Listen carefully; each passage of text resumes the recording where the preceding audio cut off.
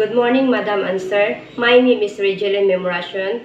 I'm 40 years old from Bohol, Philippines. I'm married and have 3 children. I am a high school graduate. Last 2021 to 2025, I finished my contract in Saudi Arabia with 4 years and 6 months in one employer. My duty and responsibility, taking care a newborn baby, taking care the children, cooking, cleaning the house, washing and ironing, marketing, gardening, taking care the pets, and sending and pick up the children in school.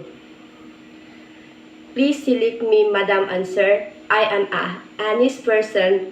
I am a hardworking, obedient. I always follow the rules and regulations of my employer. My duty is my responsibility.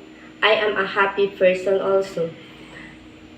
And I'm willing to care a elderly. And I'm willing also to cook Chinese food. Thank you, Madam and Sir.